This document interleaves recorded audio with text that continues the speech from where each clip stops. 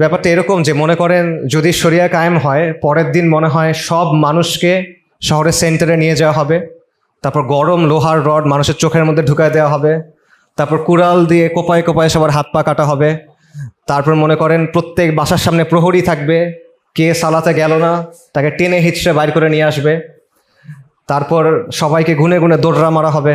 শরিয়া মনে হয় এরকম একটা ব্যাপার।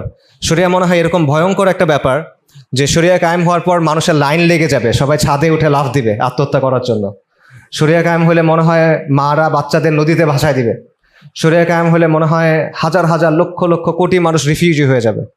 এইরকম একটা আবহ তৈরি করে রাখা হয়। তো এটার পেছনে একটা লম্বা হিস্ট্রি আছে, কেন এই ব্যাপারটা হয়েছে, যে শরিয়ার ব্যাপারে এই নেতিবাচক দৃষ্টিভঙ্গিটা কেন, এই ভয়টা কেন, শরিয়াকে ট্যাবু কেন বানানো, মানে শরিয়া নিয়ে আপনি কথা বলতে পারবেন না। সব কিছু নিয়ে কথা বলা সম্ভব। আপনি মার্ক্সবাদ নিয়ে কথা বলতে পারবেন, সমাজতন্ত্র নিয়ে কথা বলতে পারবেন, লিবারেল ডেমোক্রেসি নিয়ে কথা বলতে পারবেন, যে কোনো কিছু নিয়ে আপনি কথা বলতে পারবেন, এমনকি হিন্দু রাষ্ট্র নিয়েও কথা বলতে পারবেন। বাংলাদেশের এরকম দল আছে যারা হিন্দু রাষ্ট্রের কথা বলে, অখণ্ড ভারতের কথা বলে, কিন্তু আপনি শরিয়ার কথা বলতে পারবেন না। এবং শরিয়ার কথা বললে মুসলিমদের একটা অংশ বা ইসলামী বলে পরিচিত মানুষদের একটা অংশ এসে আপনাকে চুপ করে দেবে যে এখন এসব কথা বইলো না, এটা ভালো না, ক্ষতি হবে না, তোমরা অবুঝ, তোমরা কেন এখন এসব বলতেছে, এরকম আর কি। তো এই জিনিসটা কেন তৈরি হয়েছে, এটার পেছনে অনেক অপপ্রচার আছে। এটা অপপ্রচারটার একটা অংশ এটা করছে হলো ওরিয়েন্টালিস্টরা, মুস্তাশরিকিন বা প্রাচ্যবিদ যারা, তাদের একটা অপপ্রচার আছে। যারা নিজেদেরকে প্রগতিশীল বলে বাট আসলে ইসলাম বিদ্বেষী, তাদের অপপ্রচারের একটা দিক আছে। আবার আমাদেরও একটা দোষ আছে, আমরা ইসলামের অবস্থানটা বা শরিয়ার ব্যাপারে শরিয়ার পূর্ণাঙ্গ চিত্রটা মানুষের সামনে তুলে ধরতে পারি নাই। সো এখানে আমাদেরও একটা দোষ আছে। আবার আমাদের মধ্যে অনেকে ইসলামকে আধুনিক প্রমাণ করতে গিয়ে ইসলামের অনেক অপব্যাখ্যা করছে, শরিয়ার অনেক অপব্যাখ্যা করছে, এটারও একটা ভূমিকা আছে।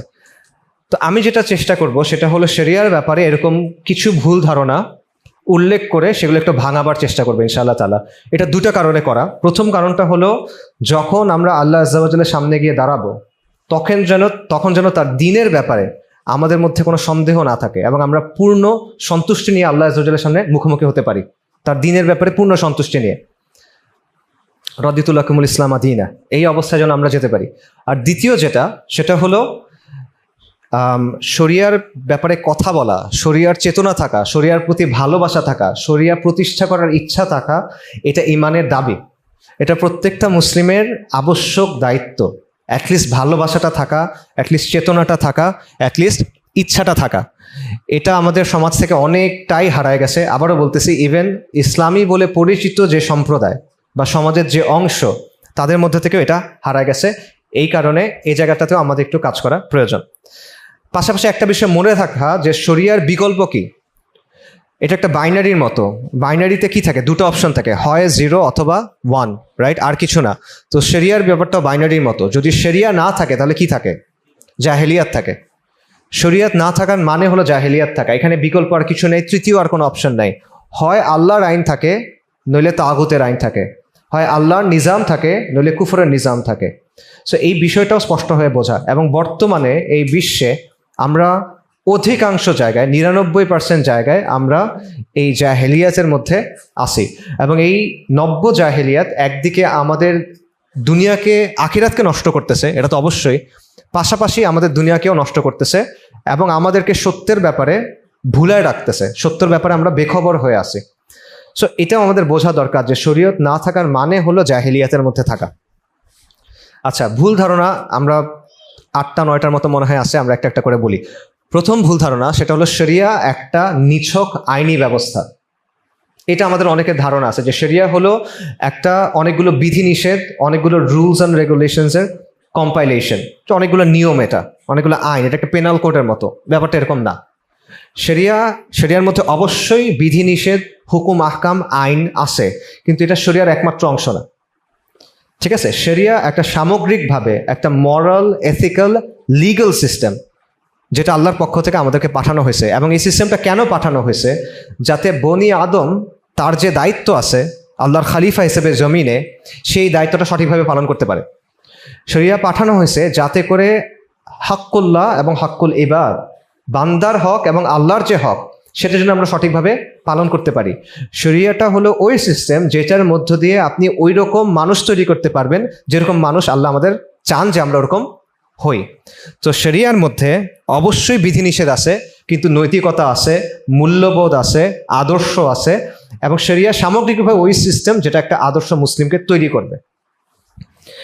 পশ্চিমের যে ব্যবস্থা, পশ্চিমের আইনের সাথে নৈতিকতার কোনো সম্পর্ক নাই। দেখবেন যে একটা জিনিস বৈধ হতে পারে কিন্তু সেটা অনৈতিক হতে পারে, রাইট? একটা জিনিস নৈতিক হতে পারে, সেটা অবৈধ হতে পারে। আইন এবং নৈতিকতা আলাদা পশ্চিমে, কিন্তু শরিয়ার মধ্যে এই সব কিছু একসাথে সম্মিলিতভাবে আছে, সমন্বিতভাবে আছে। এখানে মূল্যবোধ, মোরালিটি, লিগ্যালিটি প্রত্যেকটা জিনিস একসাথে আছে। এবং রুহানিয়ার যেটা আখলাকের যে বিষয়গুলো, তাজকিয়ার যে বিষয়গুলো, আদবের যে বিষয়গুলো, এই সবগুলো বিষয়ও এর মধ্যে আছে। সো আমাদের ব্যক্তিগত জীবন, পারিবারিক জীবন, সামাজিক জীবন, অর্থনৈতিক জীবন, শাসন সংক্রান্ত জীবন, অন্য শক্তির সাথে আমরা কিভাবে ডিল করব, এই প্রত্যেকটা জিনিস শরিয়ার মধ্যে সমন্বিত।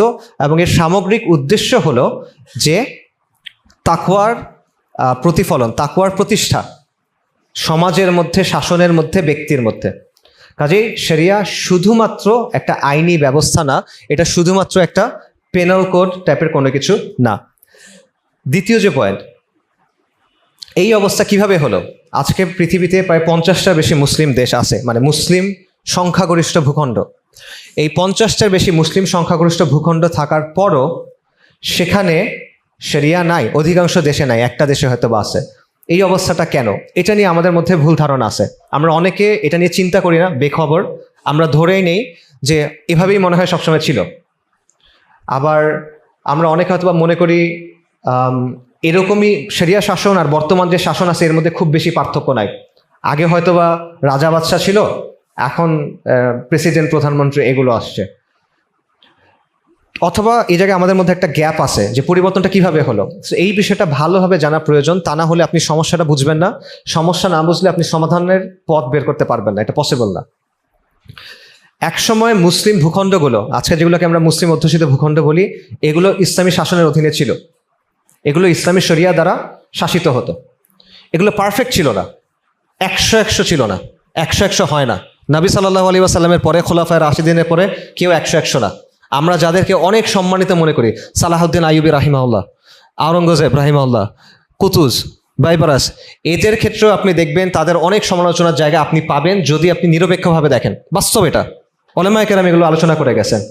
সো ত্রুটি বিচ্যুতি ছিল, শাসকদের মধ্যে ত্রুটি বিচ্যুতি ছিল, মানুষের মধ্যেও ত্রুটি বিচ্যুতি ছিল, জুলুমও কিছু ছিল, এমন না যে জুলুমহীন ছিল।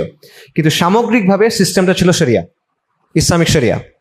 কিন্তু এই জিনিসটা পরবর্তীতে পুরোপুরিভাবে মানে তুলে ফেলা হলো, মূলোৎপাটন করা হলো।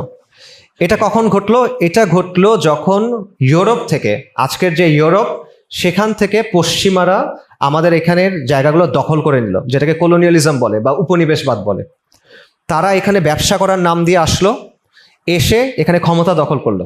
প্রথমে তারা ক্ষমতা দখল করলো, পলিটিক্যাল সিস্টেমটা ধ্বংস করে দিল, এবং সেখানে নিজেদের একটা পলিটিক্যাল সিস্টেম স্থাপন করলো, এস্টাবলিশ করলো। তারপর তারা আমাদের অর্থনৈতিক সিস্টেম, সামাজিক সিস্টেম, শিক্ষা ব্যবস্থা এগুলোকে ধ্বংস করে দিল, এবং সেখানে তাদের একটা সিস্টেম নিয়ে আসলো। এবং বর্তমানে এটাই চলমান। আমি একটা এক্সাম্পল দিয়ে বুঝতে সহজ হবে। বাংলার কথা চিন্তা করেন। 1757 সালে পলাশিতে সিরাজউদ্দৌলা পরাজিত হলেন, এটা হলো পলিটিক্যাল সিস্টেম পরাজয়। এরপরে 1793-এর দিকে চিরস্থায়ী বন্দোবস্ত, তারপর সূর্যাস্ত আইন, এগুলোর মাধ্যমে মুসলিম যে সমাজ ছিল সেই কাঠামোটা দুর্বল করে দেওয়া হলো, ভেঙে দেওয়া হলো। 1820 সালের দিকে ওয়াকফগুলো সব বাজেয়াপ্ত করা হলো। ওয়াকফ দিয়ে কিন্তু আমাদের মনে করেন ওলামাদের ভাতা দেওয়া, মাদ্রাসা চলা, সমাজ কল্যাণমূলক যত কাজ সব ওয়াকফের মাধ্যমে হতো, সবগুলা এরা ভেঙে ফেললো। শিক্ষা ব্যবস্থা ওয়াকফের মাধ্যমে চলতো, সব এটা তারা ভেঙে দিল। তারপরে তারা বাংলায় কি করলো? হিন্দু সম্প্রদায়কে তাদের কাছে টানলো, তাদের সহযোগী হিসেবে গ্রহণ করলো। আমাদেরকে সিস্টেম্যাটিক্যালি যত পজিশনস অফ পাওয়ার ছিল, মানে প্রশাসন, বিচার, এগুলো থেকে সরায় ফেললো। এবং এখানে একটা কাজ করলো, ফার্সি দিয়ে আগে সবকিছু হতো, এখানে তারা হঠাৎ করে ইংরেজি নিয়ে আসলো। এবং পরবর্তীতে এমন পর্যায়ে হলো যে মুসলিমরা যে পড়াশোনা করবে, ইংরেজি পড়বে, সেটাও তারা পারতেছে না, কারণ ওই আর্থিক অবস্থায় তাদের নাই অধিকাংশের ক্ষেত্রে। সো এটা হলো পলিটিক্যাল সিস্টেম গেল, অর্থনৈতিক সিস্টেম, সামাজিক সিস্টেম, সবকিছু, শিক্ষা ব্যবস্থা কিভাবে তারা একটার পর একটা নষ্ট করলো। তো বর্তমানে আমাদের যেই রাষ্ট্রগুলো আছে, এবং এটা শুধুমাত্র বাংলাদেশের না, সামগ্রিকভাবেই পুরা মুসলিম বিশ্বের অধিকাংশ দেশের ক্ষেত্রে যে রাষ্ট্র ব্যবস্থা আছে, এটা হলো ওই ফিরিঙ্গিদের যে সিস্টেম সেটার একটা ধারাবাহিকতা। এটার কোনো মৌলিক পরিবর্তন নাই। মনে করেন বাংলাদেশের যে আমলাতন্ত্র, এই আমলাতন্ত্রটা হলো পাকিস্তানের আমলাতন্ত্রের ধারাবাহিকতা। পাকিস্তানের যে আমলাতন্ত্র সেটা হলো ব্রিটিশদের যে আমলাতন্ত্র সেটার ধারাবাহিকতা। এখন ব্রিটিশদের আমলাতন্ত্র তৈরি হয়েছিল কেন? ব্রিটিশরা হলো রাজা, আমরা হলাম প্রজা নাকি নাগরিক? খেয়াল করেন, আমরা হলাম প্রজা, তোর নাগরিকের থাকে অধিকার আর প্রজাকে শাসন করতে হয়। তো ব্রিটিশ যে আমলাতন্ত্র তার উদ্দেশ্য ছিল শাসন করা। সো সেই আমলাতন্ত্র আজকেও আপনাকে প্রজা হিসেবেই দেখে, আপনাকে নাগরিক হিসেবে দেখেন না। এই জন্য আপনি যখন সরকারের অফিসে যান, মনে হয় যে আপনি মনে হয় রাস্তার থেকে ভিখারি উঠে আসছেন, ওখানে মনে হয় 10 বংশের জমিদার বসা, মনে হয় কিনা? এই কারণটা হলো ওই লজিকটা এখনো রয়ে গেছে যে আপনি প্রজা, সে রাজা। সো এটা হলো আমলাতন্ত্র। একইভাবে সেনাবাহিনী, বাংলাদেশ সেনাবাহিনী হলো পাকিস্তান সেনাবাহিনী থেকে। পাকিস্তান সেনাবাহিনী কোত্থেকে? ব্রিটিশ রয়্যাল আর্মি থেকে। ব্রিটিশ রয়্যাল আর্মির কাজ কি ছিল? এই দেশের মানুষের দিকে বন্দুক তাক করে ব্রিটিশদের ক্ষমতা টিকায় রাখা, নাকি? তো এটার যে ধারাবাহিকতা, সেটার লজিকটা কার পক্ষে যায়, এই জিনিসটা বোঝা জরুরি। একইভাবে আমাদের যে রাজনীতি, আমাদের যে মিডিয়া, আমাদের যে শিক্ষা ব্যবস্থা, আমাদের সমাজের যে দৃষ্টিভঙ্গি, এই সবগুলো ওই সময়ের যে কাঠামো, ওই সময়ের যে দৃষ্টিভঙ্গি, ওই সময়ের যে চিন্তা, এটার ধারাবাহিকতা। এই কারণেই বর্তমানে এই যে 47-এর পর আপনি বলতে পারেন যে এত বছর তো হয়ে গেল, ইংরেজরা চলে গেছে, আলজেরিয়া থেকে ফ্রেঞ্চরা চলে গেছে, অন্যান্য জায়গায় যারা ছিল সবাই চলে গেছে, তাহলে শরিয়া আসলো না কেন? কারণ আপনি সত্যিকার অর্থে স্বাধীনই হইতে পারেন নাই। আপনার হাতে কিছু রং বেরঙের কাগজ ধরাই দিছে, কাপড় ধরাই দিছে, পতাকা, আপনাকে কিছু গান বাজনা ধরাই দিছে, বেসুরে গান বাজনা, ওগুলো নিয়ে আপনি মনে করতেছেন যে আপনি স্বাধীন। জাতীয় সঙ্গীত, জাতীয় পতাকা, ওরা মানচিত্র আঁকছে, মদ খেয়ে মাতাল হয়ে মানচিত্র আঁকছে, সেই মানচিত্র নিয়ে আপনি গর্ব করতেছেন। আপনারা আরবের মানচিত্র দেখবেন, সোজা সোজা লাইন। দুনিয়াতে কখনো সোজা সোজা লাইনে কিছু হয় না। হয় নদী, জমি, কোনো কিছু সোজা লাইনে হয় কিনা? সোজা লাইনে মানুষ টানে কেন? কারণ ওরা এইভাবে রাতের বেলা মটটত খেয়ে ঠিক করছে যে আমরা কিভাবে ভাগ করবো দেশগুলা। সো এই বর্ডারগুলো এরকম সাদা সোজা লাইনে টানা, উল্টাপাল্টা হিসাব করে করা। সো এই বিষয়গুলোর ভিত্তিতে আপনি আপনার পরিচয় তৈরি করতেছেন, এই বিষয়গুলোর ভিত্তিতে আপনি আপনার মূল্যবোধ তৈরি করতেছেন। তো সেটা কখনো ঠিক হবে না। সো এই বিষয়টা বোঝা খুব জরুরি।